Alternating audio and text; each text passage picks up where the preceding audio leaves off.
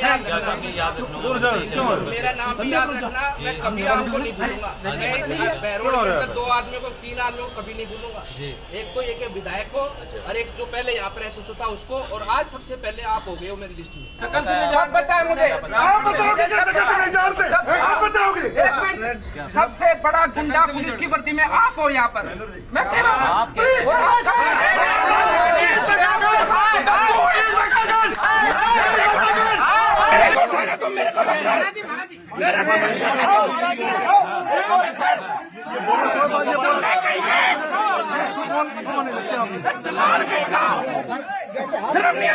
Police की वर्दी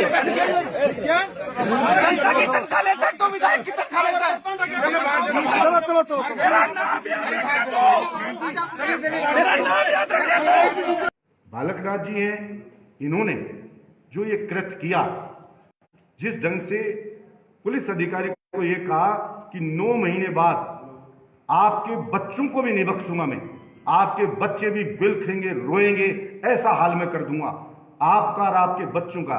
तो मैं कहना चाहता हूं बालकनाथ जी को आपके माध्यम से कि आपने कहा 9 महीने बाद, मैं कहता हूं 9 महीने नहीं, बालकनाथ जी जब तक आप जियो, जिंदा रहो, जिस दिन आपको यह लगे कि आज आप ज्यादा पावर में आ गए हो, तो एक अधिकारी के बच्चे नहीं, अलवर जिले के, राजस्थान के किसी भी शरीफ आदमी के बच्चे को आप अपनी विध्वंसकारी नजरों से देखने तक का प्रयास करना, आपका मुंह सपोड़े मार मार के लाल कर देंगे हम, जहां आप करोगे वहीं पे।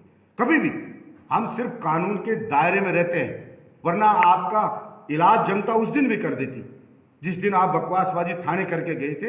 और दोबारा से नोटंकी करने, बालकनाथ जी मैं चैलेंज करता हूं बहरोड का विधायक होने के नाते कि अब दोबारा से कभी आप इस ढंग से नोटंकी करना, इस ढंग से कानून को अपने हाथ में लेना, तो आपको जवाब मिलेगा। और जनता ने जवाब दिया, जनता ने बताया, और जनता में जाके देखोगे पता चलेगा। और आप आज तक इतनी घटनाएं हुई, कभी नहीं आए, जनता ने 1 लाख से लीड दी बहरोड से, आप धन्यवाद देने तक जनता में नहीं आए, और ये आपके 3-4 गुर्गे पकड़ लिए, तो यही दलाली सब कुछ है आपके लिए कि ऐसे रोने बिलखने लगे। आपको आना चाहिए था सांसद के जैसे, पूछते आप पुलिस से, साहब इनको क्यों लेके आए, पुलिस कारण बताती, आप कहते अगर गलत पकड़ा तो उनकी कंप्लेंट करते, सीनियर अधिकारियों को करते, या आप कोर्ट में जाते। लेकिन ये कहां से आ गया कि आप गुंडागर्दी करोगे, आप कैसी कैसी बातें करोगे, गाली गलौज करोगे।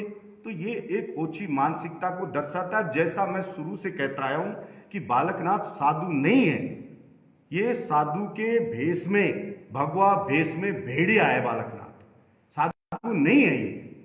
इसलिए आपने जनता को बता दिया, आज अलवर जिले का नहीं, राजस्थान का हर व्यक्ति बोल रहा है कि ये भेड़िया है। और भेड़िया ऐसी बातें कर सकता है कि किसी के बच्चों को मैं जीने नहीं दूंगा, उनको बिलखेंगे, रोएंगे, ऐसा हसर करूंगा।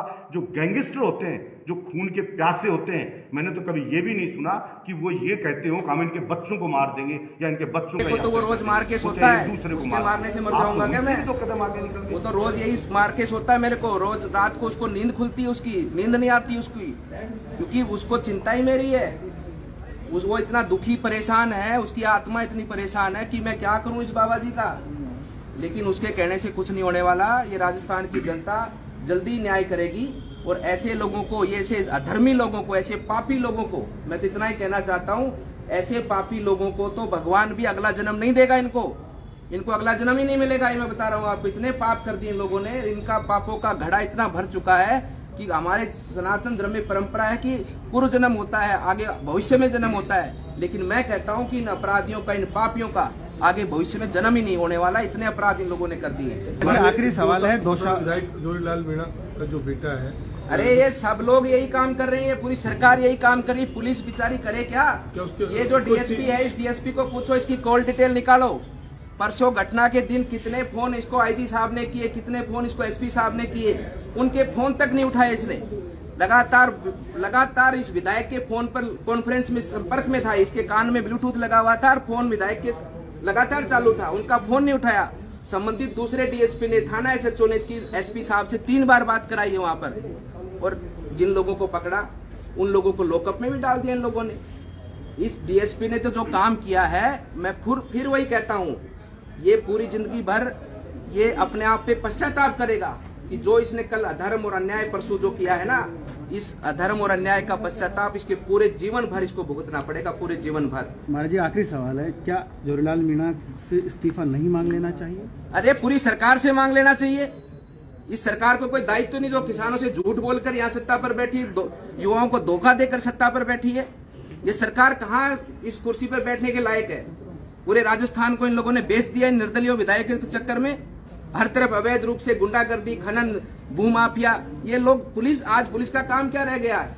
किसी भी भूमाफिया की जमीन है उसको कब्जा करवाने का काम रह गया, कब्जा दिलवाने का काम रह गया।